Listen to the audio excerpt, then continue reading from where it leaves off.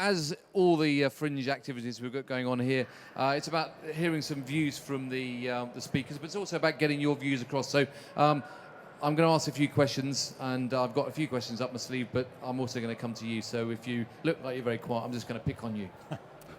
You know who you are. I'm going to pick on you if you haven't got any questions. Anyway, look, we're going to talk about the lessons from the last winter floods. Let me introduce Fola Ogunyoye from Royal Haskoning DHV, one word. And Paul Shaffer from Ciria, Paul at the end there. David Wilkes from Arup, one down, and Peter Wilder from Wilder Associates in the middle there.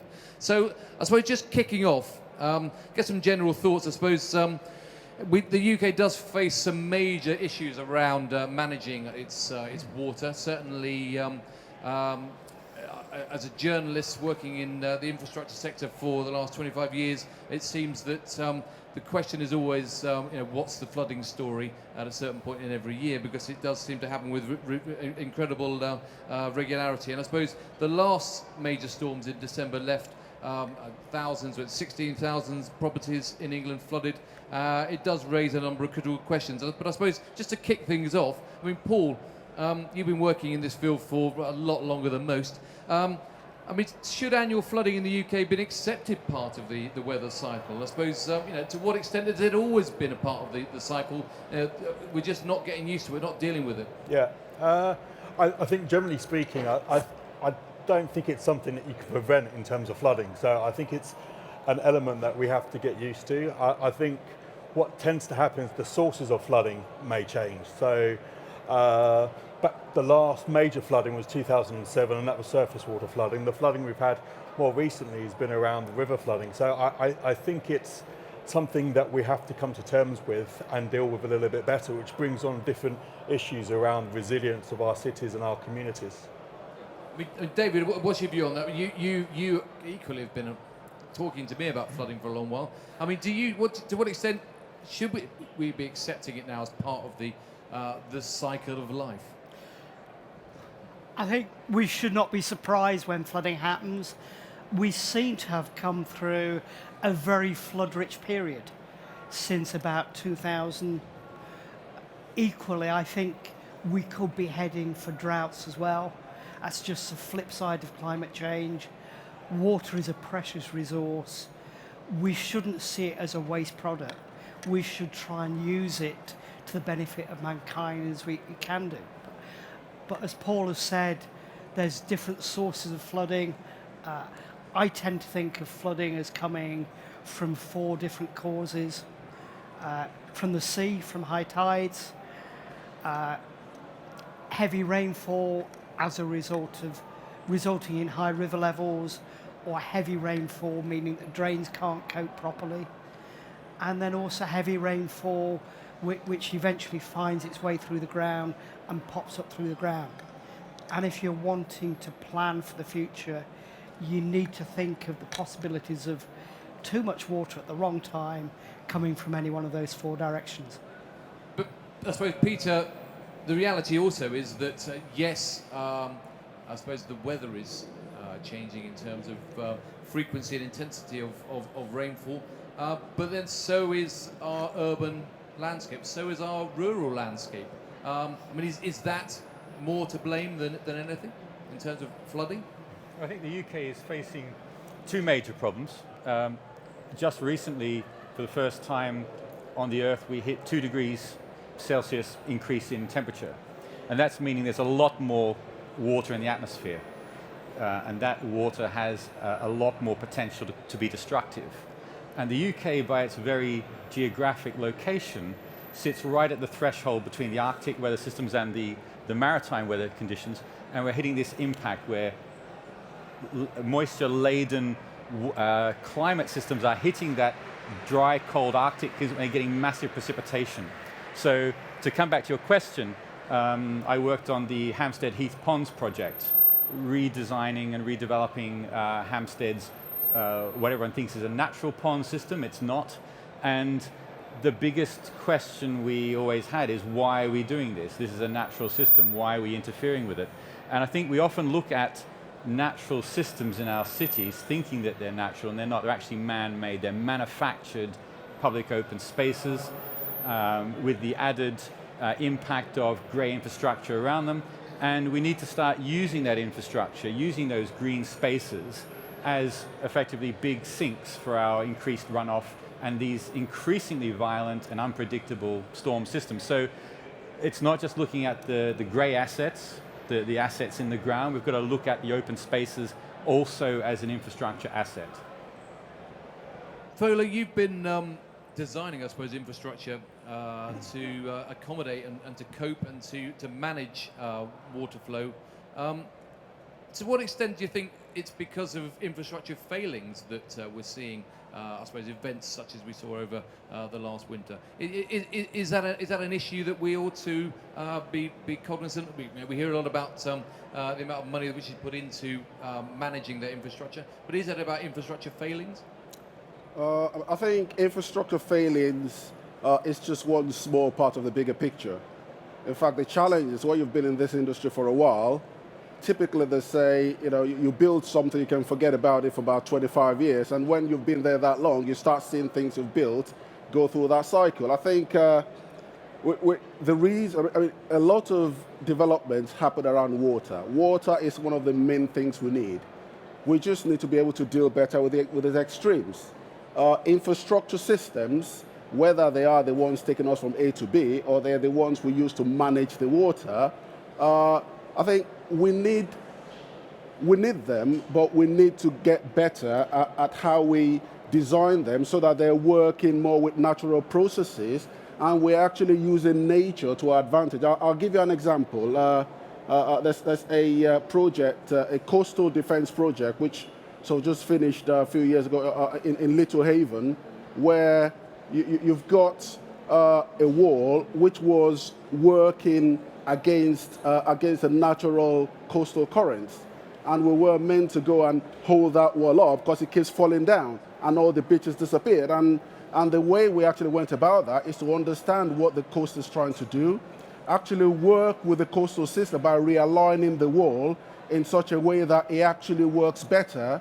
And now, since we actually completed that, the beach has actually been accreting year on year. So instead of the beach going away and erosion happening, in fact, it's accreting at higher than the rate at which currently we're expecting climate change to happen. And I think it's a way, we need infrastructure, but we just need to be cleverer at working, making nature work for us instead of against us. But you'd agree that that we now have to accept that that flooding and the risk of flooding is an accepted part of our lives now. That's a given for you, is it? I believe it's a given. It's always been a given. I mean, flooding always happens.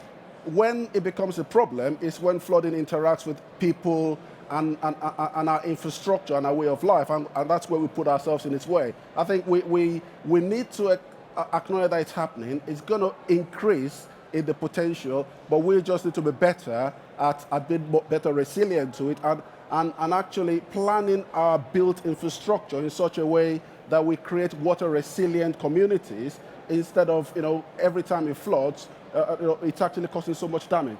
So what did you learn from the last flood events in the UK? I guess one of the major lessons for me is the fact that we're still in this scenario where we're thinking about flood defense and we want to defend a particular level of flooding. And after that, sometimes we don't even think about what's going to happen. And I think we need to understand what the extreme events will be when they happen, because we can't protect against all flooding. So we need to understand how it's going to work and what's going to happen when we have the extreme event, so we can actually plan for that not to cause problems. Well, what about you? What did you learn from the last flooding? Because we see these every year, and every year you say, we've learned. What did you learn? What was your last learnings? I think there's still an element that we can do better in terms of communication, certainly with communities, and also certainly to the media in terms of the level of defence that's provided, and start talking about things in terms of resilience and management, and not actually in hard and fast terms in terms of defence and protection and prevention. We can't prevent full flooding. So I think there's still an element of work that needs to be done in terms of expectations of the community, and also trying to actually make sure that issues around risk management are better communicated via the media.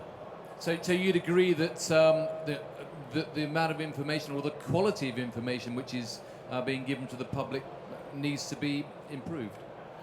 I think there needs to be, I think we use terms like a 1 in 100 storm, which is a bit misleading in terms of actually when is that likely to happen again, so the probability of that flooding. So I think the information is there. I think how we communicate that element of probability and likelihood of flooding, I think there's things that we need to do better there. David, what do you think? I mean, this public perception of flooding, I mean, do you think that that your industry should be spending more time talking to the public about the terms you use, or changing the terms that you do use to explain a likelihood of flooding? Yeah, I do agree. There seems to be this misconception that you turn on the TV, you read the newspapers, a flood scheme has been built. And the default assumption means because that scheme has been built, there will be no more flooding forever and ever and ever. I would take objection to something you said earlier about infrastructure failure. I don't think there's very much evidence of catastrophic failure of flood defence infrastructure that's been designed by civil engineers, by my colleagues over the years. What has happened is it's been tested by natural events which were bigger than we were prepared to pay for, or bigger than imagination. But we do also see on the news examples of where pumps haven't been switched on, or gates haven't opened properly, or systems have been overwhelmed. Is that therefore more of a media problem than a infrastructure owner problem? Yeah, you're absolutely right. You can find those relatively small cases where the pumps haven't worked or something hasn't operated properly. There is a philosophy that wherever possible, we work with nature, we have passive systems that will look after themselves, and that the maintenance is as small as possible. But equally, I would go back to look at the big numbers. Is it 1 in 8, 1 in 6 properties in the UK is at risk of some sort of flooding? If we've invested capital in years before, we should also be prepared to say we need to have it on our list of things that we look after. It's almost like saying, oh, I brought children into the world, nobody told me that you need to feed them every day. Good grief, it costs an awful lot of money to feed the kids. Peter, what's your thoughts about the I suppose we see very, very emotive pictures on the television every time it floods, and they are very, very personal stories that you do hear about. Does the media have a responsibility to, I suppose, work with the industry to try to explain the risks more, to explain the concepts more, rather than just, I suppose, treating it as an ambulance chasing exercise every year? Yeah, I think there is a perception, probably in the UK, that we're not prepared for floods, and the answer you gave about a flood defence is only as good as what it's designed for, what we're prepared to pay for it, and the media does tend to hype it up. I mean, the most recent hype that we had was when the Somerset levels flooded, and everybody said, well, we didn't dredge the rivers. Well, the fact that actually all the rivers are, most of the area is below sea level, and it's only the area above the river that provides any capacity for attenuation, fails to make it into the media's, repertoire. And we constantly, hear that we need to increase flood defences, flood spending. I mean, the fact that £4.4 million was spent in 2013 to defend Cockermouth, and yet 2 years later it's flooded again, despite those defences. It doesn't. That question that you raised about it's only as good as it's designed to do, and it comes down to also a lot of human error factors into flooding. But you can see why, when we're talking about lessons that are learned from flooding, you might get some pushback when you have spent some money defending an area and it gets flooded 2 years later. I mean, is that not a failing, David? Is that just unfortunate? How do you describe that? I would start with it's unfortunate, but unfortunate things happen through life. I think one of the lessons that we can learn, and we need to educate clients and governments and the media, is to think more about what will happen when the weather turns really bad. If you provided a community scheme, an area-wide scheme, what will it be like when things are going horribly wrong? Where do people go? What information do you give them? Have they thought about it in advance? Can I just add something Yes, there? Peter, yeah. I think there's an important point that we need to consider, which is often not talked about. Every place in the UK needs to be designed for flooding, everywhere. Because if it's not an area that floods, it's part of a catchment that floods. And so management of the upland catchment, every development in every space is contributing to the flood problem. And I think we focus our attention on the areas that are being flooded rather than the areas that are contributing to that flooding. And I think that's a big mistake. Fola, is that the industry's mistake, or is that the government's mistake? Whose mistake is that, if you agree? Yeah, I do agree that we need to consider the whole of the catchment systems. I don't think it's anyone's mistake. I mean, a lot of the places are where they are, and they've been for a very long time. We really need to look forward. Even with the best planning, there will still be extreme events, especially the kind that we've had where it goes on and on. You know, some big event that's come is taking up all the capacity, and the next one comes, and the next one comes. I think we can do better in making, in retrofitting our places so that they can be more water resilient. We can try to work with the systems to delay, hold, store water, and manage them, as we can to make flooding better. But I think at the end of the day, when the real big event comes, we need to know what's going to happen, and we need to be able to plan for it and not get surprised when the water turns up in different places, because it will happen. It's a matter of when, not if. What do people here think? Are we? Do we accept flooding enough? Far away.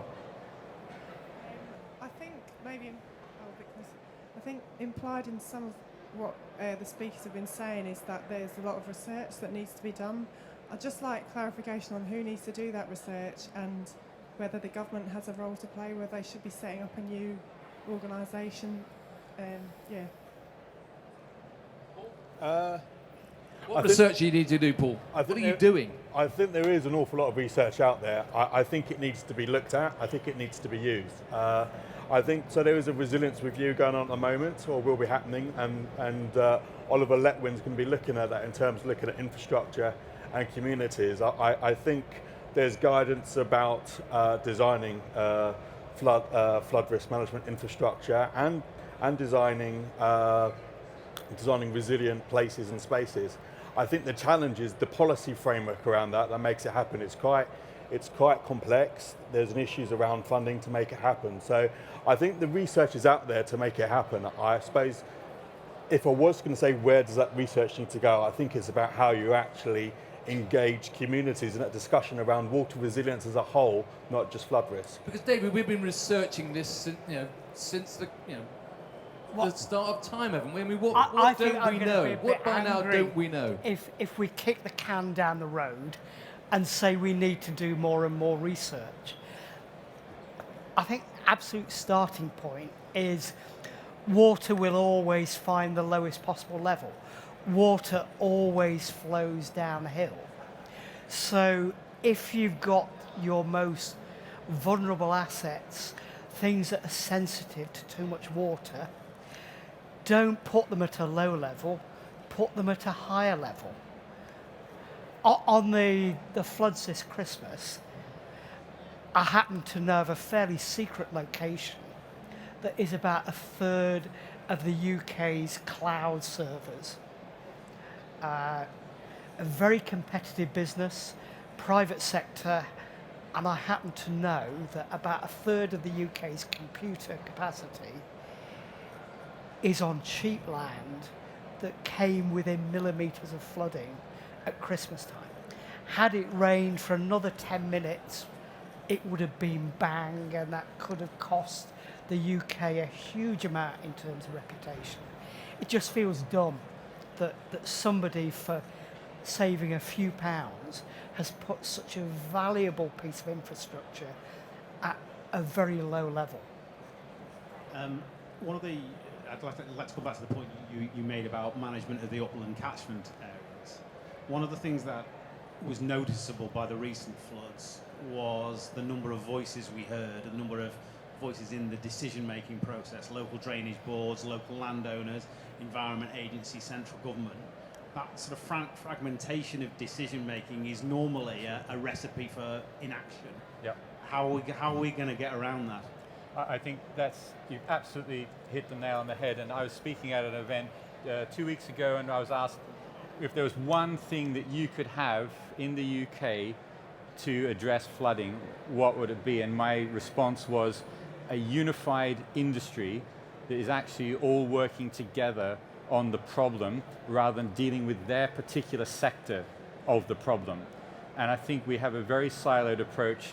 And the question of research, I think you answered very well. We've been researching this for years and years and years, and every time somebody goes to implement something, it's like, oh, we don't know enough about this. We need to do more research. And I think whilst we often criticize China for its onward development of cities, I'm working in China, and they just make a decision that they're going to do something, and they start doing it. And they learn along the way. I think we're the opposite here. We spend so much time researching things that actually, by the time we've made a decision, we're implementing something we should have done 5 years earlier. So it's coming back to, that is down to fragmentation of the industry, no overarching body that's willing to make an executive decision and implement it, and a government that's got more funding for reacting to floods than it puts into prevention of floods. And I think all of those things combined add up to we are impotent to deal with flooding in this country. Fola, do you agree with what Peter's saying there? I mean, and also give me a comment. I mean, presumably you talked about the need to spend more time thinking about catchments. I mean, is that an area where we need to do more research, if for no other reason to try to prompt the policy shift that Peter talked about? I mean, there has been quite a bit of research actually since Making Space for Water, the government's policy in 2004, looking at how we can have bigger catchments or doing things at the catchment level and how that affects the local area. The connection so far has been quite challenging to actually make that. So if we're waiting for the scientific result to show that in detail, because it's very complex, I think we'll wait a long time. But nothing changes the fact that we need to hold as much. I mean, I'll give you two examples. Following Hurricane Katrina, I was sort of part of a team that sort of went and worked with the US Army Corps to look at how they can be more resilient to flooding. And we talked about the fact that they need to use the much bigger area, and all they could focus on was on the defense, and they made sure that when the water goes over the defense, it doesn't fail, it actually is able to resist it.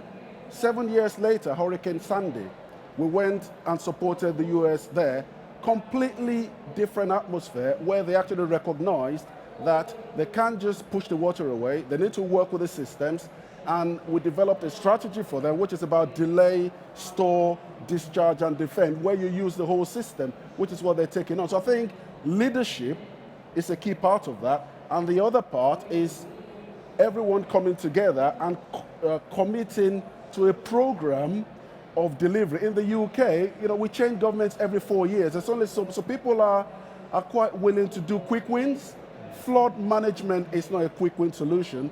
And in the Netherlands and a number of places we've worked in, they've got the plan 2030, 2045, with an agreed program to deliver. Until we can do that and commit to that, I'm afraid we'll just keep coming up with good ideas, and that will keep changing year after year. I'm going to come over here for a question. Just a quick one to Paul. £2.3 billion over 5 years by the Environment Agency. Is that enough? The Environment Agency say it's about what they were expecting. I think they can always find ways to spend more money on investment. I think what the issue is actually where that money has been spent in terms of actually, as David was saying before, about maintenance of the infrastructure.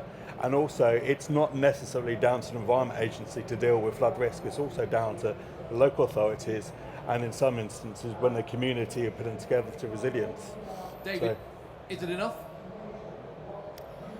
It's a good start, but hey, yeah, I'm not saying that the answer is we should build infrastructure to protect every building, every railway line, every bit of valuable property. It's much cheaper if you think wisely when you're designing, when you're planning that infrastructure. If you design with water in mind, design for climate change for the next 100 years, 200 years, making your new cities, your new development capable of doing that. And if you remember one thing, it's that water will always find its way down a hill. So have the most water compatible stuff at the lowest levels, the most valuable stuff as high up as you can get it. Peter, presumably part of the solution is also, if there is that amount of money, is actually being able to transfer between operational expenditure, capital expenditure, having some flexibility around what you do with that money. I think we've seen a long-standing pattern in the UK. And I don't know why it's always the UK, because I'm always, everyone's always going on about how bad the UK is. I think we can't just say it's bad in the UK, but I think we can say we're a bit slower to adapt than other countries.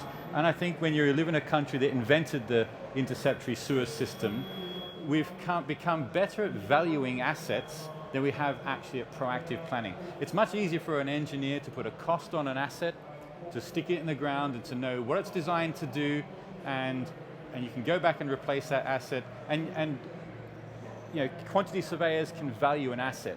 They don't know how to value a piece of green infrastructure. So £3 billion, well, what's it going to be spent on? More infrastructure? That then creates a bigger problem elsewhere that pushes the water faster somewhere else, because that's what we're doing with infrastructure. We're just pushing the problem somewhere else. And I think your point, Paul, was absolutely on the head. We can't keep pushing the problem somewhere else. We've got to deal with it at community level, at regional level, at national level, and £3 billion is going to go nowhere. So I mean, Fola, I'm coming over there, but I suppose would the public accept a strategy based around thinking more and building less? Because presumably, that's a good way of I mean, it's a very sensible strategy, but presumably ministers like cutting ribbons, and public like to see defences built at the end of their garden. Well, I think thinking more and building less doesn't necessarily equate to having more or less infrastructure. On your question in terms of have we got enough, I really think compared to the damage that flooding costs, I think we're spending too little per capita of the economy. Now, I don't mean we should spend all those on big infrastructure, but I think in terms of what we spend, I mean, I've just come here from an infrastructure event in the other part of London.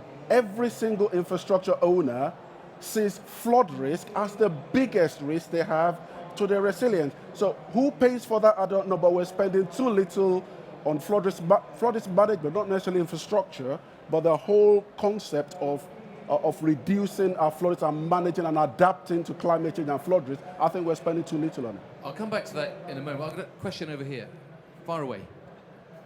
She's probably My forgotten by questions have now. actually been answered now, but I think you made a really good point earlier on about the government and actually what's a vote winner for them. And I feel personally that a lot of these quick fix solutions are just seeing to the government look like they're doing something. in other countries, and I can't remember off the top of my head, they actually build homes to flood. So why do we not concentrate more on the design of, if you're going to build on floodplains or build in high-risk areas, build homes that are designed to flood? Peter. Yeah, I mean, we've looked at this a lot. We're working with Barker Architects on schemes that are built in flood risk areas. And I think there's two key considerations about that.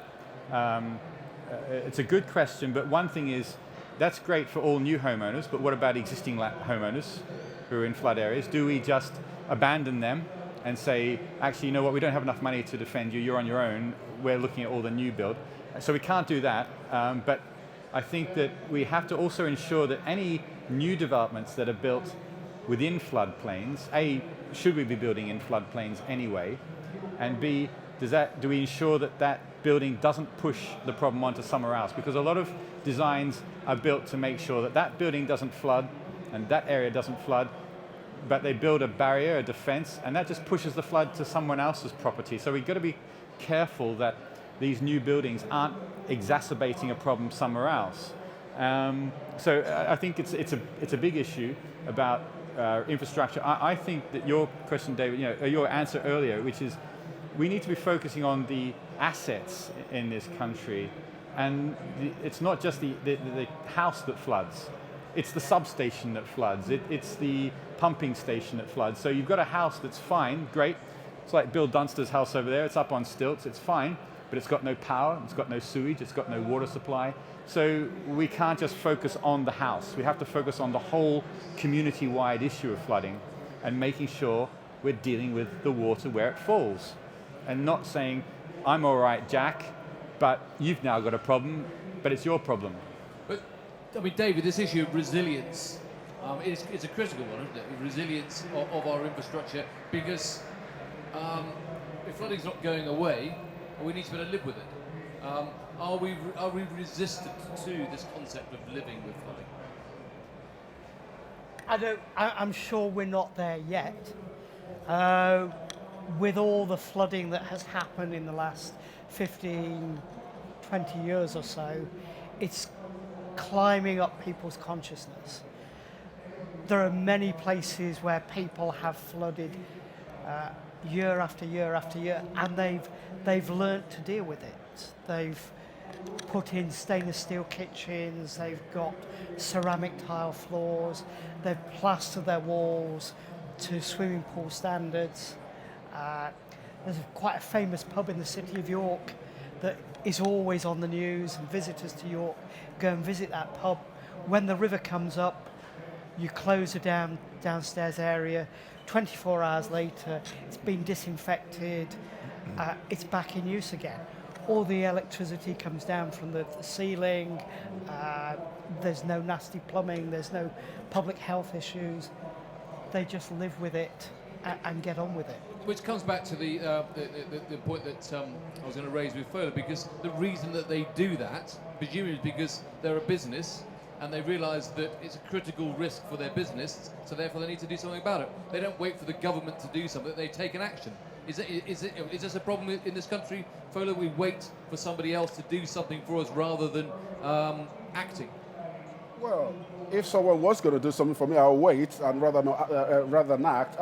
I think, the reality is that if you have that, you will. But sometimes we need the carrot and the stick. I mean, I remember 2004, there was going to be a building reg update to improve resilience of buildings to flooding. We're still waiting for it, 12 years on. There have been all sorts of reasons. It's so obvious that we can focus on new development. Even at the rate 200,000 houses a year, which we've not achieved for the last 8 years, even if we went at that rate, it will take over 250 years to build the same properties we've got at the moment, yet we're not focusing on the existing properties and making sure that they're resilient and looking for ways to improve the new ones, as well as, I think we've got to look at the building, but we've got to look at the whole fabric. We need to, the water is going to come. We need to make sure that the most critical infrastructures are better protected, and we need to know where they are. I mean, look at the example at Tadcaster, with the bridge about to go.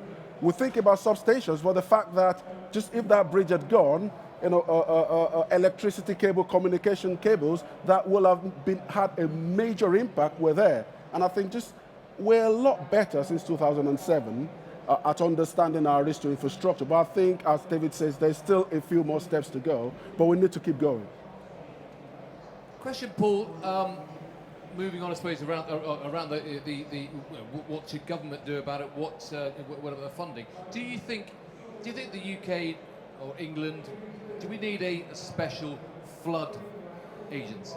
We've got the Environment Agency, which covers a multitude of things. Do we need a particular flood agency to try and grab this issue and, I suppose, take some real action to solve some of the problems? I'm not sure if we need a specific flood agency. I think there needs to be better cooperation between all the agencies that are responsible for flooding. So I think at the moment there's as someone said before, there is a fragmentation of what's going on. I think there are opportunities within there for them to be able to work better and deal with that. I think the Environment Agency has an overall strategic view on managing flood risk, and that gets percolated down to local authorities.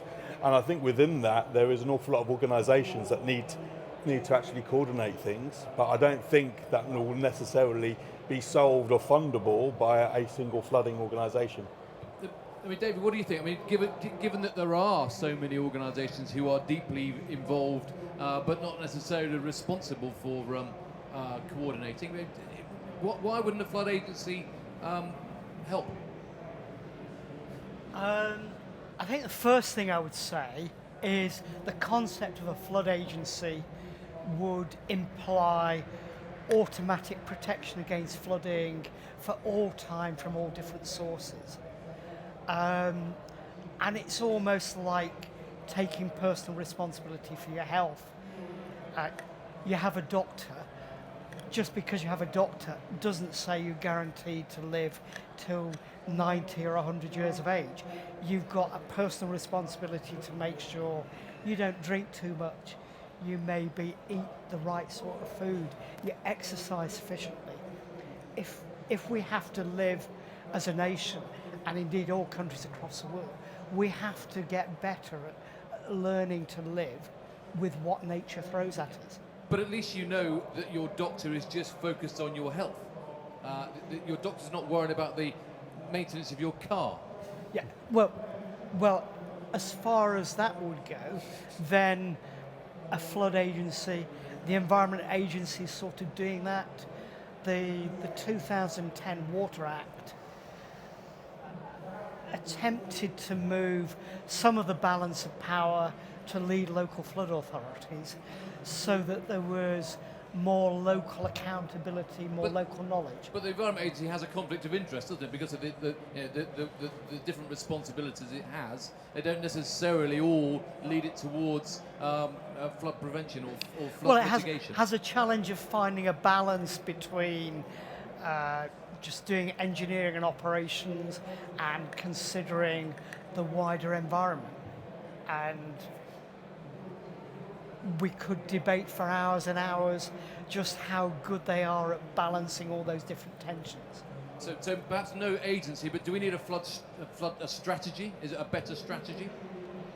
I would say yes, we do need a much better flood strategy for this country. Fola? And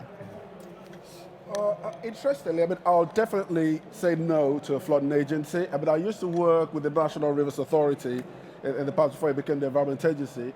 What we need to remember is we're managing water, and we're managing water during a drought, during normal situations, and during an extreme situation. If a climate change suggests that we're going to have more extremes, and us having someone just managing the flood, the way you manage that without making sure that it's also been done in such a way that it's better for your water resources and for your drought, I think we will start polarizing that. So for that reason, I will want water to be managed in its entirety and not one person managing one extreme, another person managing the other.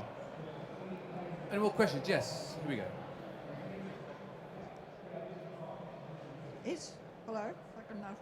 Is dredging rivers always a good thing, or does that increase the flow and move the problem down the road, down the river, so to speak? Dredging the rivers can be the good thing in the right situation. I think it's one of a number of things that might work for a place, but in doing that, we just need to be sure what we're trying to do, how sustainable is it?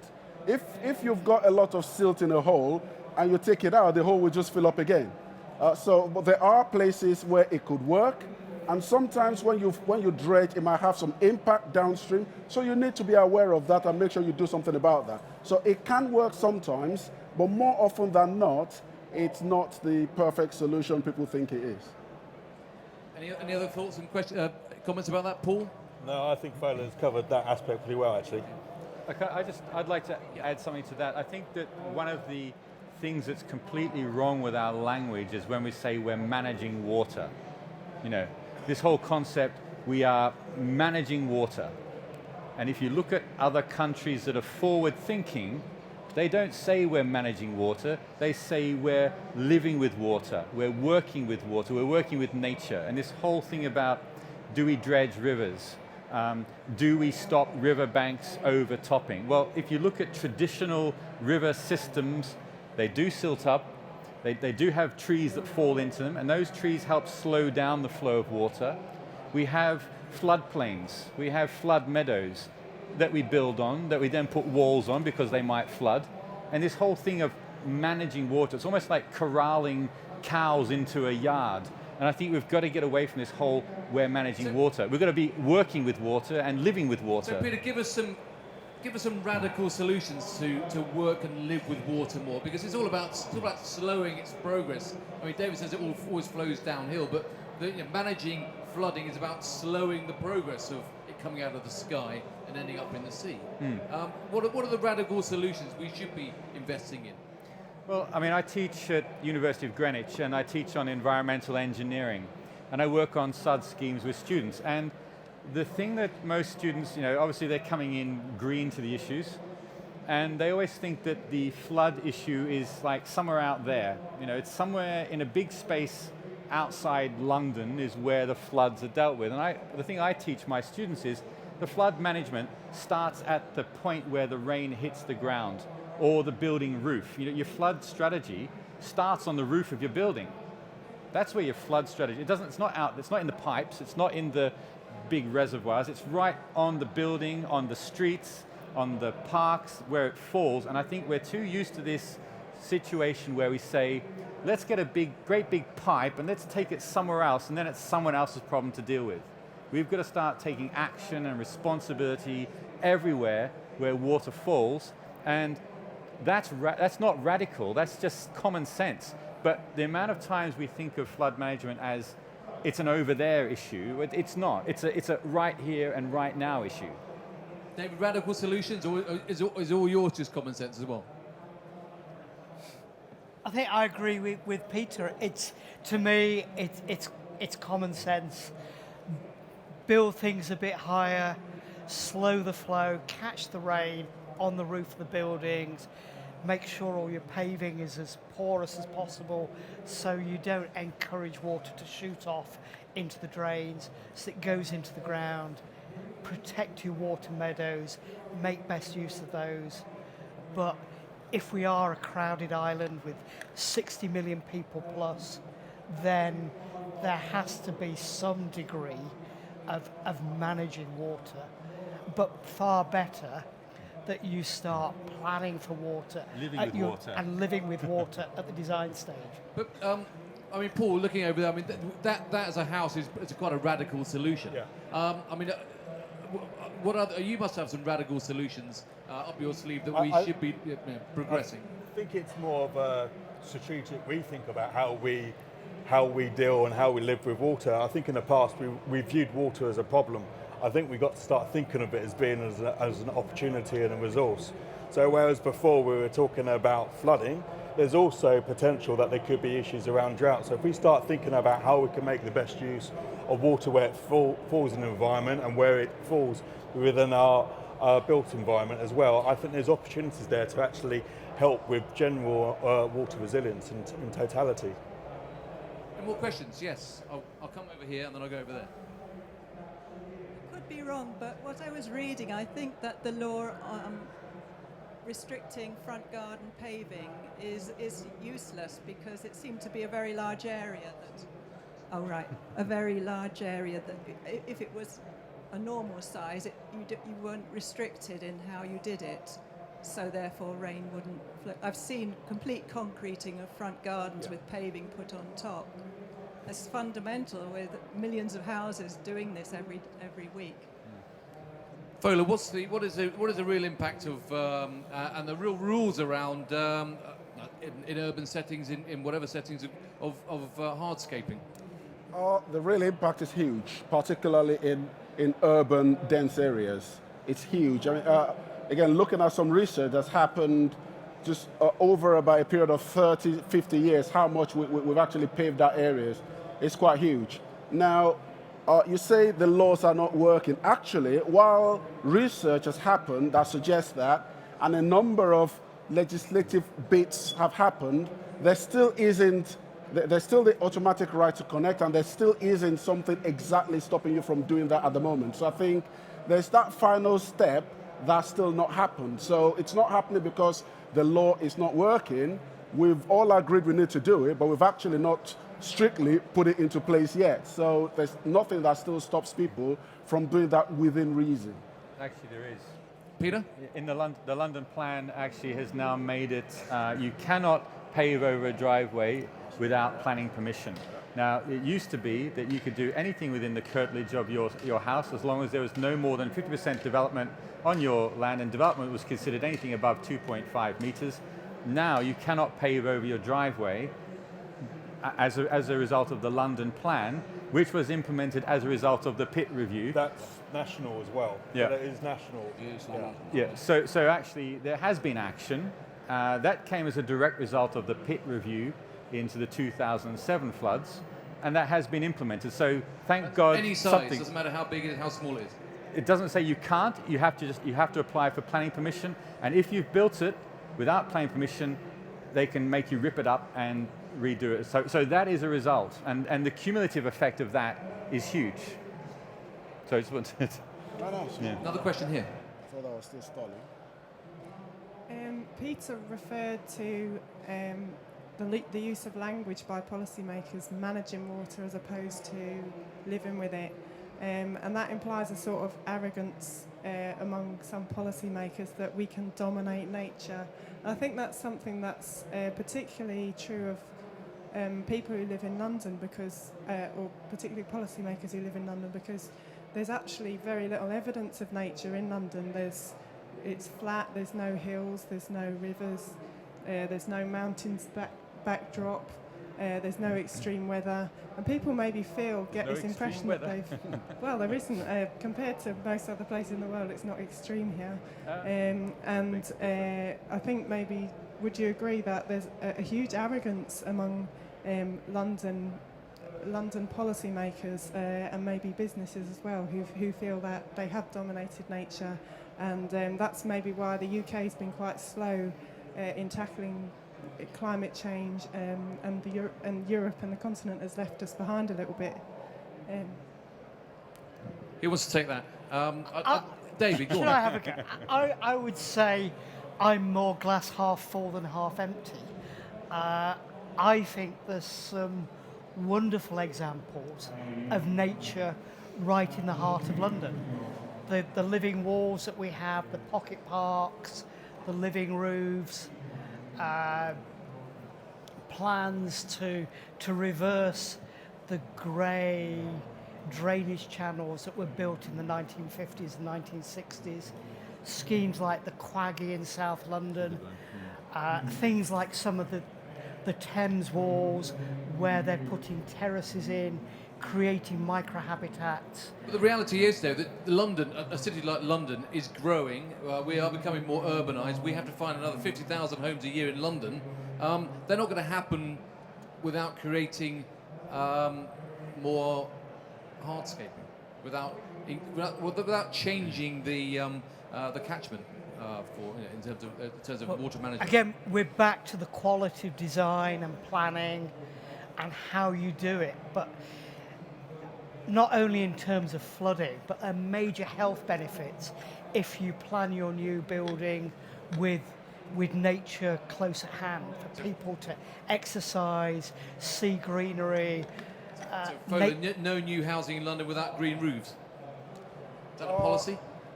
I think we could do with a lot more green roofs in London, and I think some local authorities and the GLA are starting to promote that. Again, it's dealing with some of the red herrings, which some people put against, against green roofs and green places. I think we can do a lot more.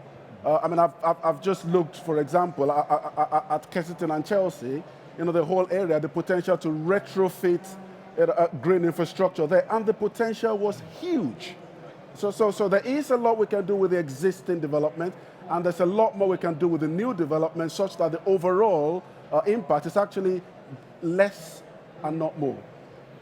We've got a question from the back. I don't know why you didn't sit at the front. While you're walking over there, I'd just like to answer your lady's question, because your question was about nature in London and not about flood defences in London. And I think the problem we have is we have a lot of really good green spaces in London.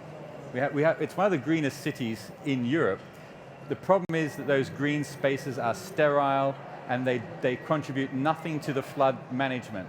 And we've got local authorities who can't afford to maintain them, and we've got water authorities that haven't got space for flooding. I think it makes sense to join them together and get water authorities using these green spaces, enriching them as water catchments as part of the flood defense systems, and that would actually make them more natural spaces as well. And it would solve the problem of lack of funding for maintaining them. So there's a whole, this is back to that fragmented approach. You've got a problem, you've got a problem. Well, actually, the answer is both of you getting together and solving it and enriching those spaces and using them. So nature in London should also be resilience in London. Sorry. Hi, as a consultant as well, so the question is more to the industry. We've all known there's lots of answers out there.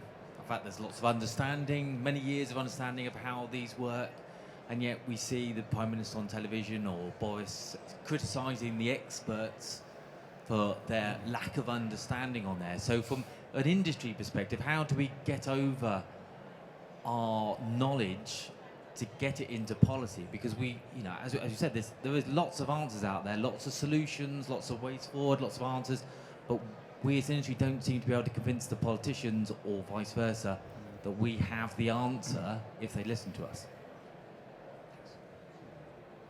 Who's going to take that? I think Fola should take that. What do we do to convince the politicians about the answer? I think there are a number of good pockets of answers there. And the industry generally, especially the institutions, are very good at bringing them together. The challenge, again, is that politicians move around very quickly. And they're there a few years, and a lot of these big changes, there's a bit of evolution in them, but they do take a while to happen. And people do get, people start well, but very quickly get distracted. So I think that's the challenge we've got. Again, I'll put this back. There's a leadership thing. It's not just professionals. There should be the leadership thing from the top as well, where, again, I think of the event I was talking, the design I was talking about in post-Hurricane Sandy. It was because the mayor and the people that decided to be leaders by coming out with a big vision of this is what we want to see. Green infrastructure, flood management, not just walls, putting a little bit of seed funding and allowing innovation from people to come up with solutions. That seed funding is all it needs to target people to bring that innovation out. And I think once that happens and we showcase it a bit more, then that can roll that effect. But there's only so much you can do bottom up. Top down is to come and meet us as well. Peter. Yeah, I've got a very good answer for that question, which is a very frustrating answer as well, unfortunately. Back in 2007, I designed the Innovation Park at the BRE in Watford. And that was on the back of the Code for Sustainable Homes, which was about connecting buildings to the environment, making them more resilient, looking outside the building for solutions to sustainability. And that was in 2007. The first time David Cameron came to the Innovation Park was after the Chinese premier had been to the Innovation Park and had then commissioned BRE and myself to go out to China and build an innovation park in China and start looking into the design of eco-cities in China and the environmental resilience in China. And David Cameron comes out and says, what's all this about? What are the Chinese coming here to ask us? Why are all our best consultants working in China? You know, some of the best consultants, the knowledge is going out to China or to India or to Brazil. And then David Cameron turns up and says, what's going on? Why are our best people, you know, working overseas? It's because those people are paying us to do something. And then, of course, 2 years later, he dismantles the Code for Sustainable Homes, literally cutting off that whole connection between the buildings and the public spaces and that whole resilience thing, and says, you know what, it's making it too difficult for developers to build new homes. So the knowledge is going elsewhere. We're training the Chinese how to do this. Why isn't our government using British knowledge to inform designs of new towns, new places here in the UK? It's happening through osmosis, but it's not top down. And that's the frustrating thing. Other people around the world are buying British expertise and knowledge. Our government isn't. So lots of knowledge we've got here in the UK. I'm just going to round off this session just by going down the panel and asking, the session really is lessons from the floods, the most recent floods.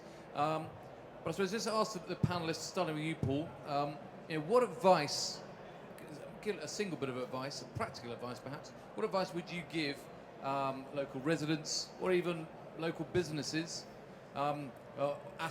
infrastructure asset owners, to help them prepare for what we now accept as an inevitability of being flooded?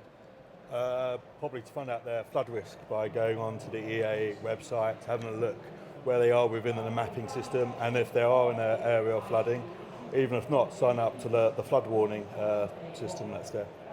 Fola? Totally agree with Paul. The first thing is know your risk. What's your risk? What is likely to happen? And have a plan. You can't think rationally in an event. Know what you need to do when an event happens. It doesn't always happen to someone else. It could be happening to you. David? Remember that water goes downhill to the lowest point. Put your valuable things at a higher level. That's infrastructure, your housing, your hospitals, your substations, everything that really matters to you. Children. Use that lower ground for your parks, for your cycleways, for your football pitches, and accept that they will flood every once in a while. Peter? It's a big question. Basically, what I'm telling everybody is forget the EA flood maps because they're already obsolete. Areas that were in zone 1 for flooding flooded in the recent storms. EA is out of date, don't rely on it. Climate change predictions are all completely out of date because actually it's accelerating much faster than we ever imagined. So don't rely on the news, don't rely on the EA, don't rely on the flood warning predictions. You're on your own. And I think in the future we've all got to imagine that, it starts with you. You have got to start to adapt. And if you're a responsible developer, you've got to develop responsibly. In fact, any kind of developer should be developing responsibly. So the answer is assume that you're on your own and hope that there will be some cohesive flood planning body. And I wouldn't call it a flood group. I would call it, what we need actually is good forward planning, not flood defenses. On that note, I'm going to call this session to a close and thank our panelists. Thanks to Paul Shaffer, to David Wilkes, to Peter Wilder, and to Fola for sharing their thoughts. You heard it here first. Water flows downhill. If you heard nothing else, remember that, and it will save you a lot of flooding angst in the future. That's free consultancy from ACO Technology. Thank you very much for joining us here at this set. Let's have a round of applause for our panelists. Thank you very much.